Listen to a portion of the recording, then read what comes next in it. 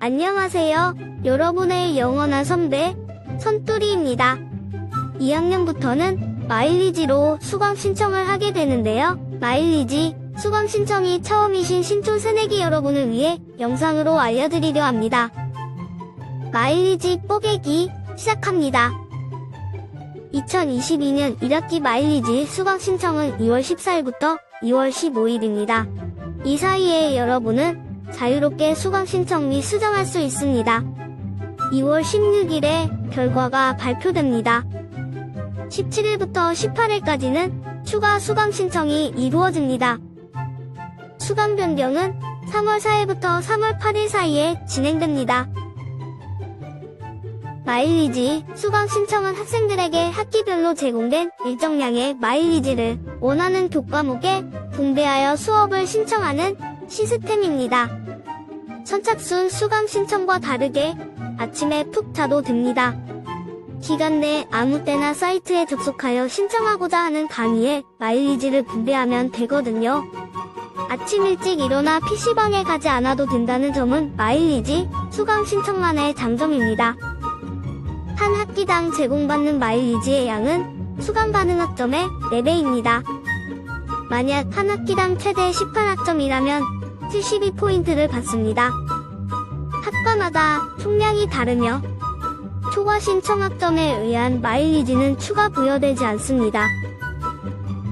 여러분은 이제 이 포인트를 적절히 분배하여 수업을 신청하시면 됩니다. 한 과목에 투자할 수 있는 포인트는 대체로 36으로 제한되어 있습니다. 이를 맥스 마일리지라고 부릅니다. 그래서 여러분은 위와 같이 1에서 30 사이의 마일리지를 분배하게 됩니다. 전공이나 과목에 따라 맥스 마일리지가 다른 경우도 있으니 꼭 확인하세요. 그리고 여러 과목의 맥스 마일리지를 신청하는 것은 불가능합니다. 마일리지를 효율적으로 활용하기 위해 이전 배팅 결과를 확인할 수 있습니다. 연세 포탈에 수강 편람에 들어가 보고 싶은 학기로 변경하여 해당 과목을 검색한 후 주황색 화살표를 클릭하여 같은 학점번호 교과목의 마일리지 결과를 볼 수 있습니다. 학점번호가 같아도 다른 교수님이 강의하실 수도 있습니다. 이를 확인하고 고려하여 참고하시면 될 것 같습니다. 이전 마일리지 결과에서 총 정원과 신청 인원을 볼 수 있습니다.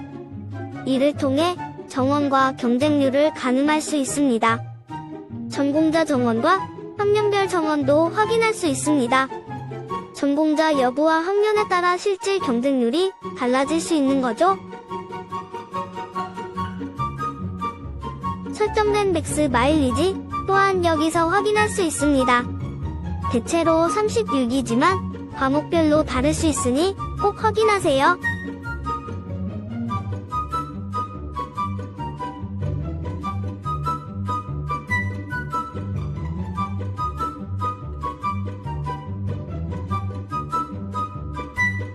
분석의 이해를 위해 실제 사례를 가져와 봤습니다. 첫 번째로 전공자 정원과 학년별 정원의 여부를 확인합니다. 예시의 경우 전공자 정원만 설정되어 있네요. 경쟁률은 1대 1.51로 보입니다. 하지만 전공자 정원으로 전공자 실질 경쟁률은 1대 1.2가 됩니다. 비전공자의 실질 경쟁률은 1대 2.6으로 더 치열합니다. 마일리지 컷을 알고 싶다면 전공과 학년을 고려하여 전체 순위에서 끊긴 지점을 보면 됩니다.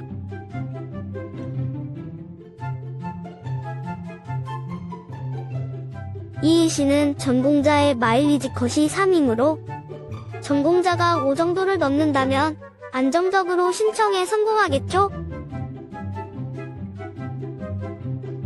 하지만 비전공자의 컷은 32이므로 33 정도를 넣어야 성공할 가능성이 높아집니다. 이제 적절하게 마일리지를 분배하는 것이 남았습니다. 자신의 상황을 고려하여 어떻게 할지 선택하시면 됩니다. 더 효율적인 분배를 위해 우선순위를 활용할 수 있습니다. 같은 마일리지인 경우 다른 요소들로 확불 여부를 나눕니다. 우선순위를 활용하면 마일리지를 좀 더 아낄 수 있습니다. 동점자 우선순위 기준은 다음 순서로 고려됩니다. 4번과 6번이 중요합니다. 4번 기준은 이번에 신청한 과목 수입니다. 학과별 형평성을 위해 6과목까지만 반영합니다. 채플, 사회봉사 등 예외 과목은 여기에 반영되지 않습니다.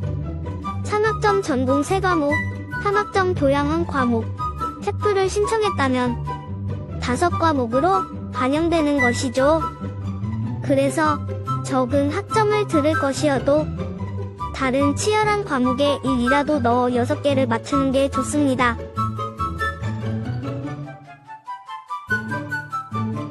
재수강은 토수강보다 조금 불리합니다.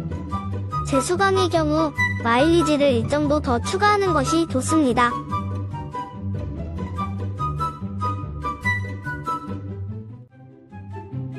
마일리지가 모자랄 때 채플은 어떻게 해야 할까요? 채플에 일넣으시는 방법도 있겠지만 비대면 채플은 정원이 많다는 점을 고려해서 추가 수강 신청이나 수강 변경 때 신청하는 전략도 있습니다.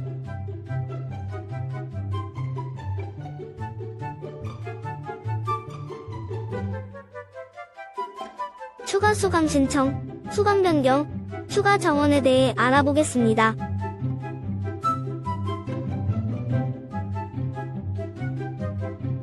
마일리지 제도에서 추가 수강 신청은 선착순과 비슷합니다. 마일리지와 우선순위 기준에 따라 대기 순번이 부여됩니다. 수강 신청에 실패했어도 앞쪽 순번은 성공할 수도 있습니다. 후순위라면 해당 과목을 버리고 여유로운 다른 과목을 신청해서 시간표를 채워나가시면 됩니다. 수강 변경과 추가 정원 또한 선착순 때와 비슷합니다. 추가 정원은 교수님의 판단 및 대량에 따라 생길 수 있습니다. 수강 변경 때는 부여되었던 모든 대기 순번이 초기화되고 자녀석이 남은 강의를 대상으로 선착순 수강 신청을 하게 됩니다.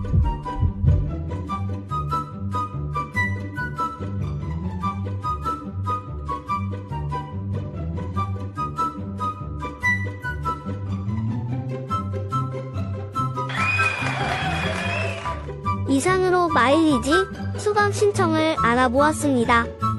복잡한 것 같지만 아침에 안 일어나도 된다니 좋은 점도 있죠? 다들 올클하시길 바랍니다. 선뚜리는 후배 연뚜리들의 대학생활을 응원합니다.